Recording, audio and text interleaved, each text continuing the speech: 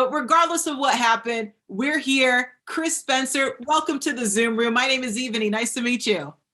Pleased to meet you. And I apologize about 2 days ago when I was supposed to be here. I thought it was 12 p.m. Pacific. Oh, no, we're Central. It's Kansas City. I know.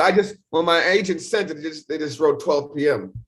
And no, I went back and looked, and it did say Central. So yeah, my apologies. It's okay. I want to say I absolutely love that color that you're wearing. It's my favorite color. I heard about your background. I was like, you know what could go with her background? And then boom, I went with the pink. Color coordinated. I love it. Well, you're going to be at the Comedy Club starting today until Sunday. Am I correct? Yes, today until Sunday. So if people want to get their tickets, it's comedyclubkc.com. Now, have you been to Kansas City before? Yes. Okay. A long time ago. I got some good friends that are from here. And I think I was here with Damon Wayans like 15 to 20 years ago. I used to open for him. Okay. And but it's been a while.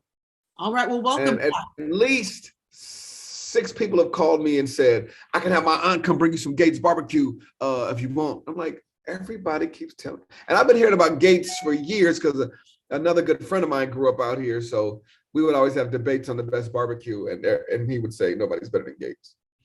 And that's the truth. Although I did have Q39 yesterday. We're just great in barbecue all the way around. Period. Okay. So I'll have something different every day. Okay, there we go. You're going to put on a few pounds, but it's okay. It's happy weight. Okay, good. All right, so you're going to be in town now. If people have never heard of your comedy, they've definitely seen you before. You've been in 30 TV commercials, 9 feature films, TV appearances. You have a published book and a nationwide comedy tour. When do you sleep? Usually in between all of that. All of that, okay. Yeah, people. Well, it's so funny. Like it depends on the age of how people know me. Because if they're a little older, they remember I had a late night talk show vibe with Quincy Jones, or they remember me from Don't Be a Menace to South Central while drinking your juice in the hood, or they know me from the Jamie Foxx show, or and then if it's a little younger, they know me from Blackish. Yes. And then I'm the creator of Real Husbands of Hollywood. Kevin Hart, Nelly, JB Smoove, Robin Thicke, Dwayne Martin, Boris Kojo. Now I was watching the first episode of the new season the other day. I've gotten right? through it. Yes, it's very funny. Now, were you a fan of the Housewives? And is that how the whole concept came about? So we were writing the BET Awards, I believe it was 2011. And Jesse Collins, the executive producer, was like, what else can we do different? And Kevin and I used to always laugh at how our wives watched these shows and we hated them, but not really. We'd be like, turn that off. Wait, what did he say? And so when Jesse brought that up, we're like, dude, let's just dig in our phones and call some people and do a show about these husbands because they're all just as catty as these women. And then we did it and people loved it. And then the next year, Sam Jackson was hosting the BET Awards. And then I wrote the sketch again. And then by then there was emails and fake Facebook pages and petitions like this needs to be a TV show. And now here we are, season 6 on BET Plus. I absolutely love it. I had seen a few episodes prior to this, in and out, but this season it looks hilarious. We saw Kevin there. It's nice that the whole cast came back because sometimes with shows like that, the whole cast they can't coordinate schedules. Right. Yeah. So we timed it like that. Like we were like, when is Nick not having a baby? Okay, so let's do it around then.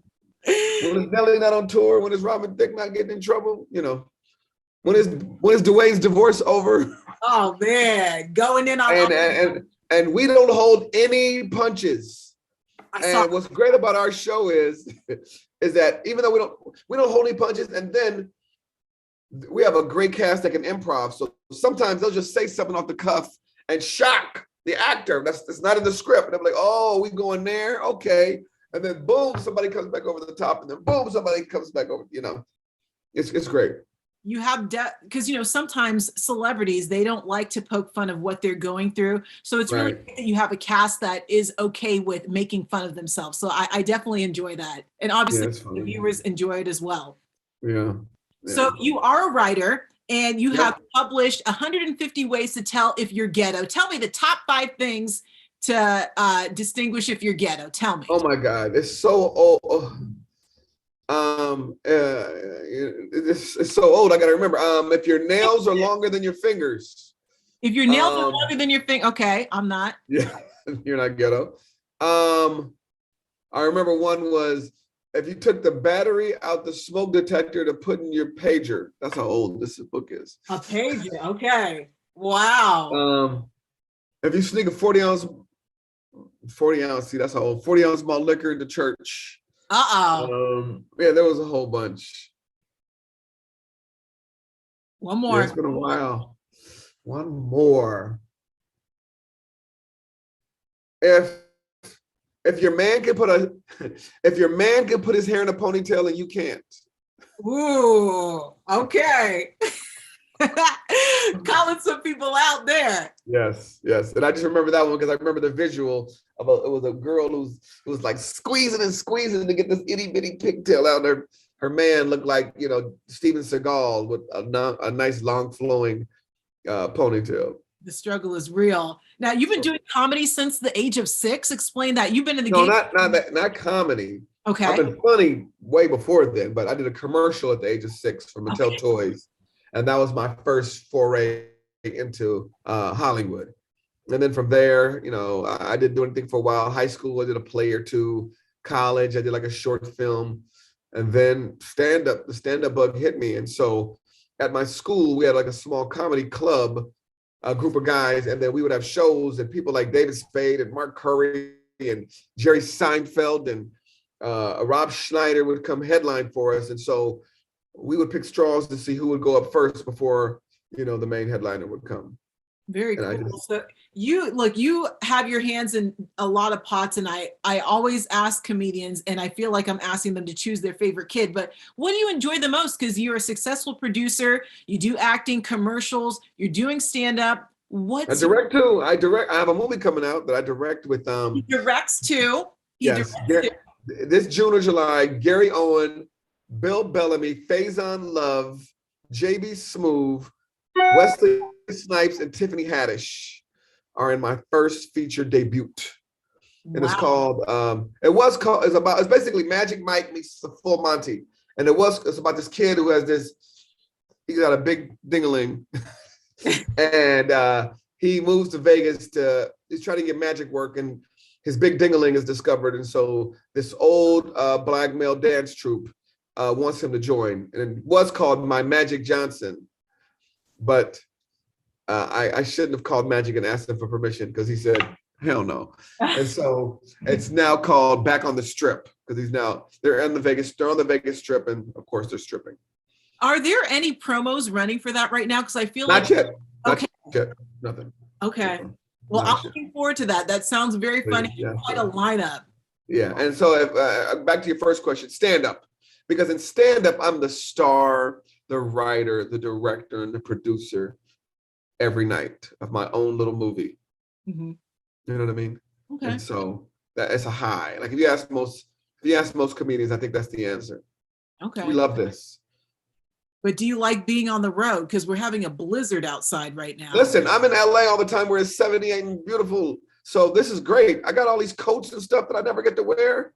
Okay. You should see this. You should see this coat. You coming tonight? AC ready to style and profile with the boots with the fur. Yes. So, I hope I don't get stuck, and I hope it doesn't deter people from coming out, but you guys are used to this, right? So yeah, we're used to it. I love it. Well, if I was 12 years old, there's a skating rink across the street, I'd go play in it. There we go. And you guys are close to gates. So, I mean, that's even more incentive. They get the gates and then they can come see you at the comedy club. Bingo was his name. Oh, there we go. Well, get your tickets. Chris Spencer, Comedy Club KC is where you can get the tickets. Where can they find you on social media?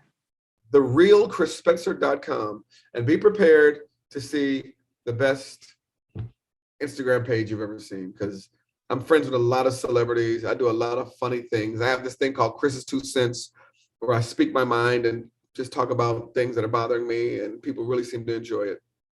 Okay, well, check that out. I definitely was creeping on your social media, and it is worth a follow. So make sure you go. When are you coming, Ivani? Ebony. And Ebony, sorry. I'm going to try and make it out this weekend if I don't have to take a dog sled out there because this snow is pretty intense. But I got a guy who'll come pick you up.